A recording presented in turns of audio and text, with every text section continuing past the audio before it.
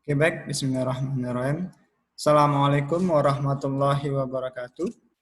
Oke, selamat pagi, mahasiswa yang saya sayangi, yang selalu saya banggakan selalu. Oke, pada hari ini kita akan lanjutkan perkuliahan kita mengenai sludge treatment, yang mana kita telah masuk ke tahapan akhir pada proses pengolahan air limbah. Jadi, dalam pengolahan limbah itu ada dua proses tahap akhir. Yang pertama adalah pengolahan untuk effluent, itu berupa deinspeksi, dan yang kedua adalah pengolahan untuk sludge treatment. Untuk kali ini kita bahas dulu untuk mengenai sludge treatment, dan nanti minggu depan kita akan membahas mengenai proses desinfeksi. Nah, untuk referensi materi ini saya ambil dari lebih banyak mengambil dari buku McAfee, baik yang terbaru maupun lama juga saya akan dipakai karena emang cukup banyak cara materinya. Dan juga untuk materi sludge treatment ini beberapa ada yang sudah disampaikan oleh temannya di kelas untuk grup anaerobic digester. Karena apa? Sebenarnya untuk aerobic digester ini kebanyakan digunakan untuk proses pengolahan solid atau pengolahan biomasa nantinya. Terutama contoh kalau solid itu adalah pengolahan untuk pemisahan padatan pada lumpur tinja. Nanti lumpur tinjanya akan diolah menggunakan biosolid, menggunakan digester juga bisa. Untuk materi hari ini, saat ini saya akan menyampaikan hanya sampai untuk proses thickening dan juga proses stabilisasi. Nah, lumpur. Nah, lumpur secara garis besar itu ada beberapa jenis. Yang pertama itu adalah sludge ataupun biomasa yang merupakan produk dari proses reaksi dalam reaktor biologis atau reaktor aerasi. Nah, biasanya sludge ini merupakan lumpur yang memiliki kandungan paling banyak adalah VSS sekitar 80% dari total MLSS-nya, yang mana itu merupakan kandungan organik dan juga merupakan kandungan bakteri yang ada dalam proses pengolahan limbah. Yang kedua itu adalah biosolid, merupakan padatan yang ada dalam air limbah, itu baik dia berupa kandungan organik ataupun bahan-bahan yang dapat diolah oleh bakteri nantinya. Yang ketiga adalah solid, merupakan kandungan yang memang dia berupa partikel, seperti TSS. Itu merupakan kandungan partikel yang bentuknya tidak bisa diolah, dan biasanya kita bisa olah menggunakan pengendapan. Yang kedua itulah dari TSS ada namanya VSS atau volatile total solid, itu merupakan kandungan organik yang biodegradable, yang bisa diolah oleh bakteri nantinya. Dan kenapa? Dan pertanyaannya adalah, mengapa lumpur harus ditangani? Dalam pengolahan air limbah, terutama yang menggunakan konsep menggunakan pengolahan sludge, terutama untuk extended aerasi, kemudian OD, dan active sludge itu rata-rata kan menghasilkan lumpur yang lebih banyak. Sedangkan untuk pengolahan secara menggunakan attached grow atau menggunakan media, itu rata-rata bakteri atau lumpur yang dihasilkan tidak terlalu banyak. Nah, sehingga pada pengolahan secara suspended grow itu rata-rata terdapat permasalahan berupa bagaimanakah lumpur nantinya akan ditangani. Karena apa? Lumpur ini akan diproduksi setiap hari dan harus dipisahkan dan harus diolah setiap harinya. Nah, ketika telah diolah, maka ada padatan yang hasil dari tahap akhir merupakan produk dari proses pengolahan sludge treatment. Nah, di sini rata-rata sludge untuk pada proses pengolahan attached grow ini memiliki volume yang besar, sehingga memiliki tekanan cukup besar dan juga kandungan yang kompleks. Kenapa kompleks? Rata-rata untuk pengolahan sludge itu dia mencampur antara beberapa sumber. Jadi dalam saat ini ada beberapa sumber, contoh dari primary treatment, itu juga akan digabungkan, baru diolah. Nah, sehingga dari sini komposisi dan juga karakteristik dari sludge itu pun juga berbeda. Karena contoh dari primary treatment berbeda dengan sludge yang ada dari secondary treatment, sehingga pengolahan pun juga akan sedikit berbeda. Dan juga rata-rata dalam sludge di sini rata-rata solidnya itu sedikit, itu lebih banyak kepada kandungan volatile solid atau kandungan biomasa. Nah, bagaimanakah cara penanganannya? Itu ada beberapa tahapan. Ada yang bisa pasti adalah karena kita ingin mengolah selat, maka kita harus mengurangi dulu kandungan airnya. Nah, akan ada tahapan yang namanya thickening, kita akan memampatkan atau memadatkan atau misalnya itu adalah mengentalkan si selatnya tadi, sehingga berkurang kadar airnya, baru kita akan masuk ke proses lanjutan untuk proses pengolahan selatnya. Baik itu merupakan digester, anaerobic digester, ataupun dan lainnya. Nah, ini adalah sumber-sumber dari selat. Yang pertama itu udah pasti selat itu bersumber dari dua yang pastinya di dalam proses pengolahan air limbah, terutama hampir seluruhnya. Pertama ada dari primary treatment, primary sedimentasi. Yang kedua adalah dari secondary sedimentasi atau secondary clarifier. Ini merupakan dua sumber besar dari sludge. Dan tambahan yang lain adalah berupa dari grit removal. Dari grit ini juga ada beberapa padatan ataupun partikel-partikel yang mengendap, sehingga di sana kita bisa mengolah bersamaan dengan pengolahan sludge. Nah, yang kemudian adalah juga berupa dari screening, dari coarse screening. Tapi untuk screening ini kita akan membedakan padatan yang memang dia bisa terolah dari padatan yang tidak terolah. Contoh seperti sampah-sampah itu tidak mungkin kita akan gabung ke proses soil treatment. Sehingga pada proses screening ini kita akan memilah kembali beberapa sludge atau beberapa solid yang bisa kita gabungkan pengolahannya masuk ke soil treatment. Dan ataupun bisa juga beberapa solid proses facilities atau beberapa unit-unit dalam proses pengolahan padatan nantinya bisa digabungkan untuk proses pengolahan saat. Nah, sini maka secara garis besar tadi yang paling umum sumber saat itu adalah dari primary sedimentasi, yang kedua adalah secondary sedimentasi. Yang berbedanya adalah untuk primary sedimentasi itu rata-rata kandungannya itu berapa total solid atau TSS atau TS atau TSS. Sedangkan untuk secondary clarifier atau secondary sedimentasi itu rata-rata komponennya itu berupa memang sludge, pure sludge yang merupakan hasil dari proses reaksi dalam reaktor aerasi. Ini adalah karakteristik dari sludge. Ini ada karakteristiknya, bisa dilihat nanti. Dan di sini kalau kita lihat mulai dari primary sludge dengan waste active sludge, waste active sludge atau limbah yang dibuang dari secondary clarifier. Nah, ini adalah limbah yang dibuang dari secondary clarifier itu akan digabungkan masuk ke proses sludge treatment.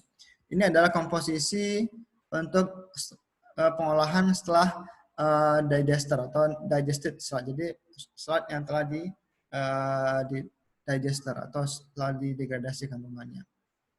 Sehingga misalnya di sini beberapa perbedaannya, kandungannya dari ada BOD, COD sehingga tidak ada BOD, COD.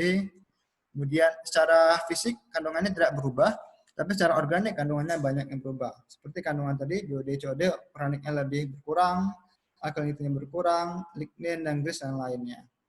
Dan selain itu juga dari pengolahan sludge ini kita bisa juga memanfaatkan untuk mendapatkan gas metan yang digunakan untuk proses sumber energi nantinya. Karena apa? Dalam proses pengolahan side treatment rata-rata hampir semua IPAL itu menggunakan proses anaerobik, sehingga ada gas yang akan dihasilkan. Nah, ini adalah gambaran secara umum sumber energi dari proses pengolahan sludge. Dari sludge yang berasal dari primary dan secondary clarifier, itu akan pertama kali di thickening atau kita mampatkan atau kita pisahkan antara air dan padatannya. Kemudian kita akan mengolahnya menggunakan secara digester. Di sini kita akan mengolah sehingga dapatkan beberapa sumber biogas. Nah, kemudian padatan yang telah terolah tadi itu akan dihilangkan kadar airnya sehingga kita akan mendapatkan nantinya adalah padatan partikel-partikel yang telah kering. Nah, masing-masing pengolahan ini memiliki tahapan yang berbeda-beda dan juga memiliki kategori dalam proses desain yang berbeda-beda. Ini adalah contoh pengolahan, salah satu contoh pengolahan air limbah untuk limbah domestik, yang mana di sini limbah dari lumpur aktif atau WAS tadi, WAS Activision tadi itu pertama kali akan di thickening menggunakan gravity belt thickening. Sehingga di sini ini kita akan mengharapkan kadar air yang dari sini akan berkurang sehingga dihasilkan itu memang slot yang telah dipadatkan atau telah berat sehingga berkurang kadar airnya. Ini baru kita akan masuk ke proses stabilisasi dengan menggunakan digester. Nah, di sini digester ini merupakan salah satu kegiatan menstabilkan agar yang mana tujuannya adalah untuk memanfaatkan kembali beberapa kandungan yang masih ada dalam sludge. Contoh seperti kandungan BOD, COD, kandungan nitrogen, itu semua akan diolah untuk menjadi berupa gas. Dan tahap akhirnya adalah pengurangan sludge dewatering. Jadi kadar air yang masih ada dalam proses digester ini akan dikurangkan menggunakan sludge dewatering atau nanti dipress kembali dan dikeringkan, baru akan menghasilkan suatu padatan yang partikel-partikel yang cukup kering untuk bisa digunakan atau di-reuse atau dikirim ke landfill. Nah, jadi permasalahan akhir dari lumpur aktif ini adalah sludge-nya tadi setelah kering pun juga akan kita pikirkan mau di mana. Rata-rata untuk di Indonesia itu hasil sludge yang dikeringkan itu rata-rata itu digunakan sebagai pasir untuk pembuatan batako, pembuatan briket, dan yang lainnya. Itu adalah yang paling banyak di Indonesia. Kan tapi kita bisa juga gunakan sebagai lapisan tanah untuk penutup si landfill nantinya. Karena apa? Biasanya landfill pasti harus menggunakan tanah dari luar untuk ditimbun layer-layer dari si landfillnya. Nah, ini adalah secara singkat tahapan dari proses sludge treatment. Yang pertama adalah pre-treatment jika ada seperti bleeding atau kita mencacah partikel-partikel yang besar menjadi kecil. Jadi pre-treatmentnya seperti itu. Ini adalah tahapan thickening. Kita memampatkan atau mengurangi, memisahkan antara padatan dengan airnya. Dan airnya nanti akan masuk kembali menuju ke primary treatment atau pengolahan air nantinya. Dan sedangkan padatannya akan dikirim ke stabilization atau bak stabilisasi. Nah, pada bak stabilisasi inilah kita akan mengambil kadar metan atau kandungan lainnya yang bisa digunakan dalam sludge yang ada tadi. Yang keempat adalah proses dewatering atau kita mengurangi lagi kadar airnya. Yang kelima adalah drying. Kita akan mengeringkan si sludge yang telah menjadi partikel tadi jadi kering sehingga itu bisa digunakan untuk beberapa kegiatan nantinya. Nah, ini adalah contoh, mungkin ini adalah contoh beberapa teknologi yang digunakan dalam proses pengolahan sludge. Kalau kita lihat di sini tidak terlalu jelas, saya bacakan aja. Yang pertama itu adalah proses primary operasi atau pre-treatment tadi, dari storage, grinding, bleeding, atau degrading kita cacah atau kita kecilkan agar partikel tadi itu bisa memiliki potensi untuk diolah nantinya. Yang kedua adalah thickening, itu bisa berupa dari gravity, pengendapan secara gravitas, kemudian flotasi, sentrifuge, dan lainnya. Dan inilah stabilisasi, rata-rata kita menggunakan anaerobic digester atau digestion. Dan kondisi ini adalah ketika mau melakukan kegiatan dewatering, terkadang kita akan mencampurkan flokulan agar dia bisa rapat atau bisa dimampatkan nantinya. Baru proses drying terakhir. Oke. Nah, untuk thickening ini biasanya memiliki bentuk yang mirip seperti circular clarifier. Karena dia fungsinya adalah untuk memisahkan antara air dan padatan. Sehingga di sini biasanya air yang masuk dari bawah sini, dari tengah, kemudian akan, ini dari atas. Dan contoh yang paling gampang itu adalah ini. Oke, air masuk dari sebelah sini, influen, dan akan disemprotkan di sini. Sehingga di sini ada seperti feed well-nya. Feed well ini akan membantu untuk proses pengendapan partikel sehingga bisa lebih cepat jatuh ke dasar dari si thickener-nya. Dan kemudian tinggal si scraper akan mengumpulkan si sludge-nya tadi masuk ke sludge hopper, baru hopper akan dikirim ke stabilisasi nantinya. Sedangkan air yang dihasilkan dari proses sludge thickener ini bisa kita kirim ke proses pengolahan air di primary treatment. Nah, untuk gravity thickener ini komponennya adalah memiliki rotating bottom scraper tadi, kemudian vertical picket, rotating scum collection, dan overflow weir. Overflow weir itu adalah yang ini. Jadi di sini kita bisa menggunakan overflow weir. Biasanya weir ini di atasnya akan memiliki V-nodes. Nah, sehingga di sini proses desain dari sludge thickener ini biasanya tidak jauh berbeda dengan proses desain dari primary clarifier ataupun dari secondary clarifier. Karena bentuknya bersama, lingkaran.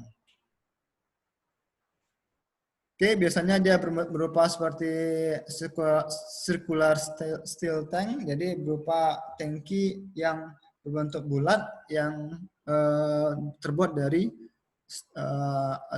stainless atau dari baja.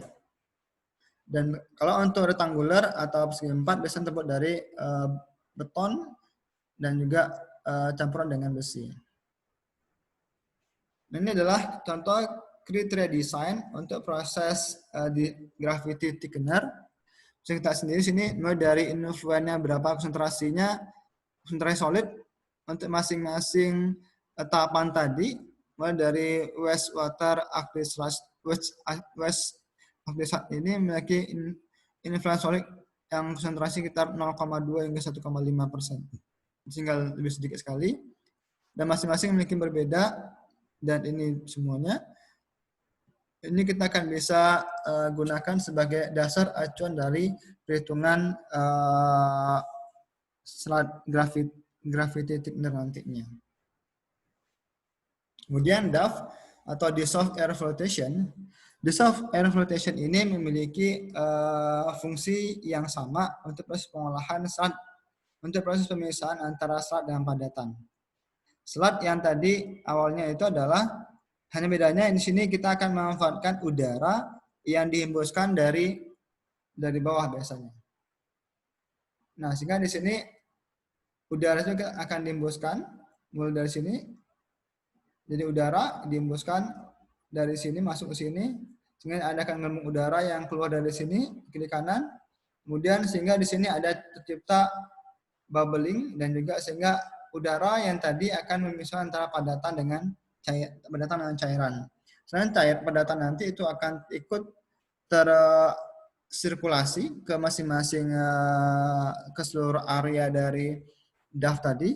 Kemudian baru akan dipisahkan padatan tadi ketika dia menjauhi dari area atau zona turbulensi akibat dari udara yang disemprotkan. Sehingga di sini biasanya padatannya akan mengumpul di sekitar sini dan baru akan di scraper, akan diambil menggunakan si scrapernya. Ini sini ada semua konsentrasinya, contoh seperti maksimum solid konsentrasinya adalah sekitar 4 hingga 5%, kemudian derajat thickeningnya antara 2 hingga 8 kali dibandingkan dengan solid, influennya. Ini adalah contoh animasi dari proses DAF tadi. Sehingga udara yang dihasilkan dari proses air reservoir dan diolah ini akan dipompakan masuk ke tengah dari si DAF tangkinya dan udaranya akan keluar mengembung ke sini dan kemudian sludge-nya akan terpisahkan terakumulasi sebelah sini. Oke. Nah, sludge yang dia itu terpisahkan itu akan masuk dari bawah kemudian menuju ke biasanya menuju ke sludge treatment. Nah, airnya ini akan dipompakan masuk ke primary clarifier dan beberapa sludge yang ikut mengambang itu akan dikirim ke sludge digester. Biasanya adalah sludge digester juga yang 1, 2 sludge digester yang ini baru masuk ke proses primary clarifier. Nah, beberapa keuntungan DAF ini memiliki pertama adalah kita tidak perlu mendesain secondary clarifier yang memiliki luas area yang cukup besar. Kemudian juga mampu untuk memisahkan antara kandungan organik dan inorganik, kemudian memiliki waktu tinggal yang lebih sebentar, dan cukup tangguh untuk beberapa perbedaan dalam organik yang berbeda dari air limbah nantinya. Ini adalah tipe dari precision flow schematic. Ini adalah proses pemisahan antara air dengan padatan dengan cara tekanan. Jadi menambah seperti filter press. Nah, contohnya langsung, ini ada beberapa full pressurization, partial pressurization, and recycle pressurization. Ini contoh dari filter press tadi. Ini adalah contoh dari gravity belt thickener masuk dalam tekanan tadi. Sehingga biasanya di sini kita akan menggunakan, pertama kita menggunakan tangki flokulasi yang digunakan untuk agar si padatan tadi atau serat tadi itu mudah tergabung atau terakumulasi. Baru akan kita press menggunakan gravity belt thickener ini. Nah, sini ada kayak ini ada lingkaran ini berupa seperti bantalan yang berupa lingkaran, sehingga di sini akan ada terjadi pemadatan. Nah, pemadatan ini sehingga akan ada air yang akan jatuh, kemudian seratnya tadi akan terpisahkan di bawah nantinya. Oke.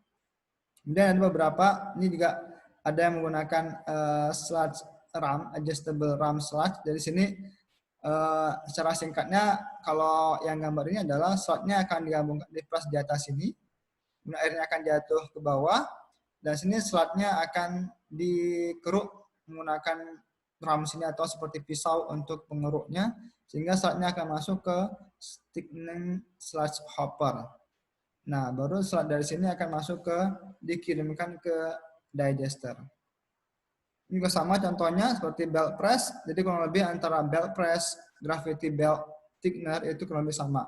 Prinsipnya adalah menggunakan proses tekanan menggunakan dua media yang berbeda. Yang ketiga adalah filter press. Filter press ini dia sifatnya kita akan memasukkan filtrat dari sebelah sini, sehingga di sini akan ada motor yang digunakan untuk menggerakkan si tempat untuk jadi dari tengah masuk air si airnya yang bercampur dengan sludge, kemudian sludge tadi akan dimampetkan atau dipres, ditekan sehingga airnya akan keluar dari sini dan dari sini, kemudian si filter cake-nya yang ada itu akan menempel dan baru akan kita sisihkan dari tengah. Ini contohnya. Jadi dari sini airnya akan keluar dari sisa pipa dalam sini, sampai padatannya akan keluar jatuh masuk ke sini, tangkinya sini. Sehingga di sini adalah proses ini, medianya akan bergerak ke sini, bergerak untuk memanfaatkan sehingga ada tekanan yang dirasakan dan juga ada air yang akan dikeluarkan. Nah, ini adalah masuk ke stabilisasi. Jadi biasanya dari proses lumpur yang telah kita pisah antara padatan dengan cairan tadi, akan masuk ke proses stabilisasi lumpur. Nah, untuk stabilisasi lumpur ini digunakan untuk mengambil beberapa komponen yang bisa kita manfaatkan kembali. Rata-rata tujuan dari stabilisasi lumpur ini adalah untuk menstabilkan lumpur sehingga tidak ada patogen yang akan tersisihkan. Di sini kita akan menghilangkan patogen, menghilangkan bau, dan juga untuk mendegradasi organik yang masih ada, sehingga bisa diharapkan ada gas buang yang dihasilkan, kemudian memiliki bisa ditambahkan beberapa media lain yang digunakan untuk menghambat pertumbuhan bakteri-bakteri organik dari proses aerasi tadinya. Nah, beberapa teknologi yang bisa digunakan seperti anaerobic digester dan anaerobic contact process, anaerobic fixed film reactor, anaerobic fluidized bed reactor, tangki in-house, dan USB. Nah, untuk materi yang anaerobic digester sama USB ini bisa dilihat di materi sebelumnya dan juga dari proses desain dari temannya sudah ada. Silakan dicek ke sana dan bisa diikuti bagaimana proses desain dari USB dan juga anaerobic digester. Nah, kenapa USB ini juga digunakan pada proses cell treatment? Karena konsep dari USB ini adalah proses pengolahan air limbah yang banyak mengandung kandungan organiknya atau memiliki kandungan BUD yang tinggi atau COD yang tinggi, sehingga kita bisa olah di sini. Sedangkan untuk anaerobic digester itu bisa juga mengolah serat yang memang cukup tinggi kandungan organiknya. Maka di sini kunci utama dalam proses anaerobic digester ataupun anaerobic USB itu diharapkan air limbah yang kita olah tadi ataupun serat tadi itu memiliki tingkat organik atau karbon yang cukup tinggi. Sehingga karbon tadi akan diolah, akan degradasi, akan menghasilkan secara anaerobik sehingga akan dihasilkan gas metan. Semakin tinggi kadar karbonnya akan semakin tinggi pula gas metan yang akan dihasilkan. Nah, ini contoh standar dari digester. Jadi memiliki tipikal standar rate digester yang mana biasanya air limbah itu akan masuk dari sini, dari tengah masalahnya. Oke, bisa dari tengah. Kemudian dari tengah sini dia akan selat, bukan dari ini adalah ruang gas pipanya.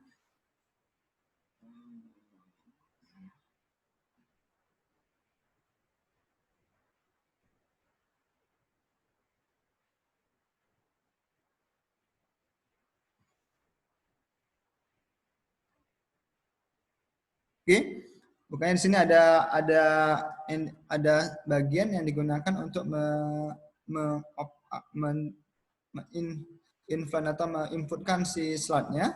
Kemudian di sini biasanya untuk proses standar digester ini tidak memiliki motor, sehingga sini dia akan pengendapan seperti biasa dan slot tadi itu akan diolah secara anaerobik dan akan dihasilkan gas.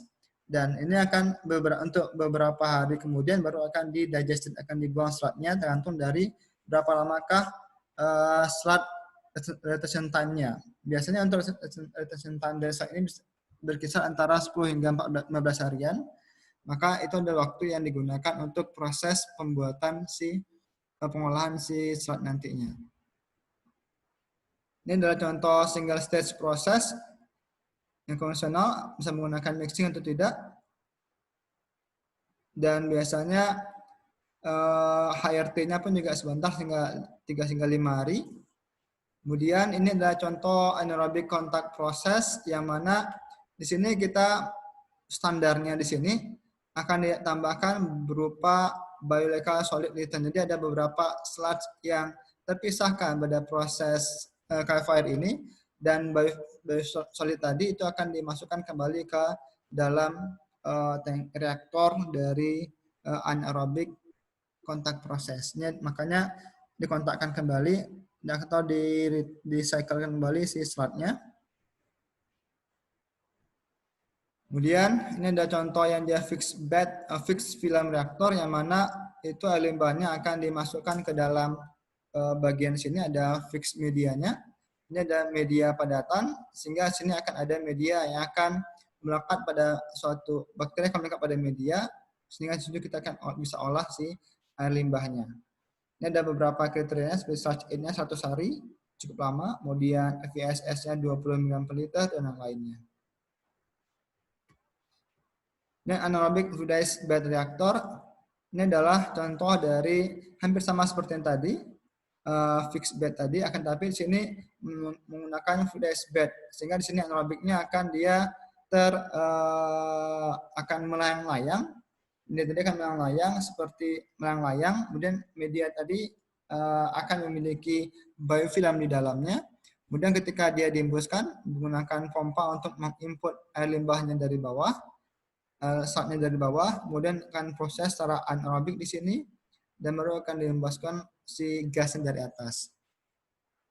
Nah, di sini biasanya memiliki VSS yang cukup tinggi, sekitar 20.000 hingga 40.000 mg per liter, dan juga memiliki tingkat batch-nya sekitar 20% dari total ketinggiannya. Fixed bed ekspansi. Jadi ketika dia dihembuskan tadi, penambahan area bed-nya itu akan menambah 20% dari ketinggian bed-nya. Dan USB ini sama seperti yang sebelumnya. Jadi USB ini juga bisa digunakan untuk pemisahan antara cairan dengan padatan, dan juga untuk mendapatkan gas. Nah, sehingga di sini untuk proses USB rata-rata itu bukan digunakan untuk proses slide treatment, tapi adalah lebih bagaimana kita memisahkan antara air dengan sludge yang dihasilkan, dan juga untuk mendapatkan gas metan dari proses treatment si sludge-nya tadi. Dan kandungannya sekitar VSS 20.000 hingga 150.000 miligram per liter, dan yang lainnya misalnya di sini, dan waktu tinggal sekitar waktu tinggal airnya 4 jam, tapi untuk waktu tinggal si sludge-nya cukup lama juga. Yang USB tadi. Jadi USB ini biasanya air limbahnya itu udah masuk dari bawah, dan nanti akan sini area zona dari sludge-nya tadi, zona settling dan zona untuk airnya. Oke. Nah, ini adalah gambaran lainnya, dari air limbahnya itu masuk dari bawah, dan nanti sini ada tangki untuk alat untuk penangkap gas metan, baru akan gas metan dikeluarkan melalui area D tadi nanti. Dan ini terakhir dari tangki Inhofe. Tangki Inhofe juga digunakan untuk memisahkan antara padatan dengan cairan. Nah, di sini juga terjadi proses secara anaerobik. Jadi di sini biasanya Inhofe ini banyak digunakan untuk limbah yang memiliki padatan yang cukup besar, padatan yang cukup tinggi. Di atas 1000-an juga bagus di sini. Karena di sini air limbahnya akan masuk ke sini, dari tengah dari sini, dan kemudian akan terpisah antara cairan dan padatan. Padatannya akan terakumulasi di bawah, sedangkan cairannya akan naik ke atas. Dan gasnya sini akan masuk melalui gas fan, dan sludge-nya sini akan dihisap menggunakan sludge out pipe dengan menggunakan perbedaan tekanan seperti pipa fan. Sehingga sini ketika ini dilepaskan, maka air limbahnya akan masuk ke sini. Ini adalah beberapa kekurangan kelebihannya, bisa lihat sendiri apa kelebihan kurangannya. Oke. Ini juga beberapa parameter yang digunakan nanti pada proses tangki Inhofe nantinya. Oke, sekian dari itu dari saya untuk proses sludge treatment. Untuk proses desain dari kolam dari thickener tadi, itu akan saya uploadkan materi satu lagi untuk proses desain thickener yang mengacu kepada buku Kasim mengenai pengolahan wastewater treatment teknologi. Di sana sudah cukup lengkap bagaimana proses desain dari sludge thickener. Sedangkan untuk proses desain anaerobic digester itu bisa mengacu kepada desain dari temannya yang telah ada. Itu cukup lengkap. Oke, sekian dari saya. Saya akhiri, semoga bermanfaat video di sini dan semoga menambah ilmu rekan-rekan saya semua bagaimana kita bisa mengolah sludge dari proses pengolahan IPAL nantinya. Sekian dari saya. Kita sambung lagi minggu depan untuk masuk ke bagaimana pengolahan disposal sludge. Sekian dari saya. Assalamualaikum warahmatullahi wabarakatuh.